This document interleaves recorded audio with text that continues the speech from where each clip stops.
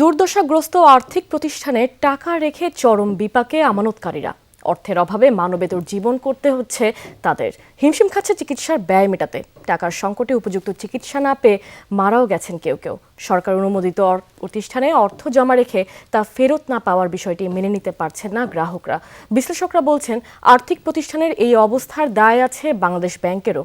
গ্রাহকের টাকা ফেরতের উদ্যোগ নিতে হবে তাদেরকেই। বিস্তারিত আলমগীর হোসেনের প্রতিবেদনে ক্যামেরায় ছিলেন ওমর ফারুক সুমন। বাংলাদেশের প্রথম 5D AI ইনভার্টার যুক্ত সর্বোচ্চ বিদ্যুৎ সাশ্রয়ী যমুনা এয়ার কন্ডিশনার।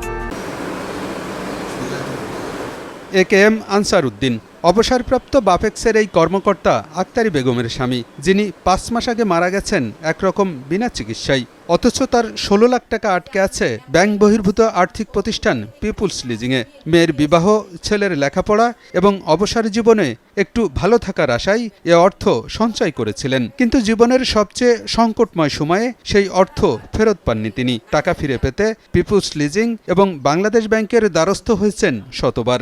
উনি এই টাকার অভাবে চিকিৎসা করতে পারেন না, একটা ফোঁটা বাই চিকিৎসা আমি করতে পারিনি। উনি চলে যাবেন, আমার খুব খারাপ লাগছে টাকার জন্য। আমি কোথা থেকে ভাই, আমার এমন গহনাও নাই যে আমি বিক্রি করে তাকে আমি ট্রিটমেন্ট করাবো। এই টাকার আশাই রইলাম। মেয়ের বিয়ে তো গেল, যে ওইটা তো পাস হয়ে গেল। এরপরে ভাইয়া টাকাটা আর পেলাম না। আশায় আশায় হাজব্যান্ডে যে 5 মাস হয় মারা গিয়েছে।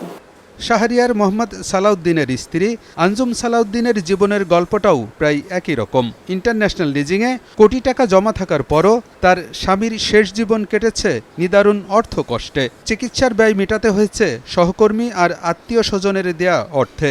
পর্যাপ্ত চিকিৎসা না করতে পারার আক্ষেপও আছে স্ত্রী আঞ্জুম সালাউদ্দিনের। সরি টু সে, যে ওরা কতগুলো প্রাসান্ড, কতগুলো হারামি। ওরা আমাকে বলে কি, আপনার হাজবেন্ড যে হসপিটালে আছে ওগুলা সেন্ড করেন আমাকে পিকচার, ছবি দেখান। মানে দে ডোন্ট বিলিভ যে আমার হাজবেন্ড অসুস্থ। একটা পয়সা ছিল না যে আমি আমার হাজবেন্ডটাকে অ্যাম্বুলেন্সে করে নেই। আমার এত কষ্ট লাগে এখনো। টাকাটা যদি থাকতো আমি হয়তো এয়ার অ্যাম্বুলেন্সে করে সিঙ্গাপুর নিয়ে যেতে পারতাম, মালয়েশিয়াতে নিয়ে যেতে পারতাম। বিপদের সময় তো আমাকে টাকা দিবা, আমাকে কে টাকা দিবে?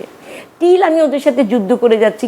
শুধু আনসার উদ্দিন এবং শাহরিয়ারের পরিবার নয়, সংকটে থাকা ব্যাংক বহির্ভূত আর্থিক প্রতিষ্ঠানে টাকা রেখে বিপাকে পড়েছেন হাজারো পরিবার। জীবনের শেষ সম্বল আটকে যাওয়ায় পরিবার চালাতে হিমশিম খাচ্ছেন তারা। দ্রুত সময়ের মধ্যে জমানো টাকা ফেরত চান এসব প্রতিষ্ঠানের আমানতকারীরা। আমাদের এই পরিবার, আমার বোনের যে তার সামান্য টাকা, সে টিচার ছিল, তার সম্পূর্ণ সে রেখেছিল একটা অর্গানাইজেশনে। সে রেখেছিল রিলায়েন্স, পরে যেটা আবিবা হয়। তো সে তার ক্যান্সারের চিকিৎসা করতে বাইরে যেতে পারলো না। এখানে সে মৃত্যুর দিন গুনছে। কেন? তো আমার নিজের উপার্জিত টাকা পরিবারের এক জায়গায় রেখে সেইখানে আমি ভিক্ষুকের মতন টাকা চাই। নিজের পেনশনের টাকা, আমি অনেককে চিনি, তাদের পাশে যেন সরকার সহৃদয় দৃষ্টি দিয়ে এসে দাঁড়ান। আমরা জুলাইয়ের মধ্যে ফলাফল চাই। আমরা আমাদের কষ্টার্জিত অর্থ আমানত রেখেছিলাম ভবিষ্যতের মুনাফার আশায়। তাই আমরা আমাদের আমানতের মূল অর্থ লভ্যাংশ সহ দ্রুত ফেরত চাই। ব্যাংকের পাশাপাশি ব্যাংক বহির্ভূত আর্থিক প্রতিষ্ঠানেও ব্যাপক অনিয়ম ও লুটপাট হয়েছে বিগত সময়ে। জমানো টাকাও ফেরত পাচ্ছেন না গ্রাহকরা। পিপুলস লিজিং, ইন্টারন্যাশনাল লিজিং সহ চরম আর্থিক সংকটে থাকা 6টি প্রতিষ্ঠান বন্ধের সিদ্ধান্ত নিয়েছে বাংলাদেশ ব্যাংক।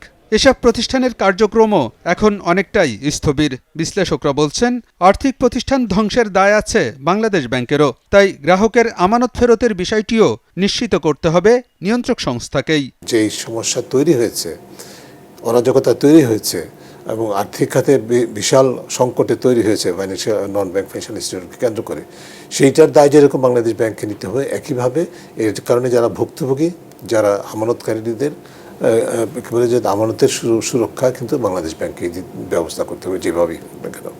বাংলাদেশ ব্যাংক জানিয়েছে, দুর্বল আর্থিক প্রতিষ্ঠান অবসায়নের বিষয়টি নির্ভর করছে সরকারের অর্থ ছাড়ের উপর। টাকা পেলেই শুরু হবে অবসায়ন প্রক্রিয়া এবং দেয়া হবে আমানতকারীদের অর্থ ফেরতের রোডম্যাপ। সরকারের কাছ থেকে অর্থ প্রাপ্তি সাপেক্ষে এই অবলুপ্তির যে সিদ্ধান্ত সেটা বাস্তবায়ন হবে। বাস্তবায়ন হচ্ছে অবসায়ন প্রক্রিয়া।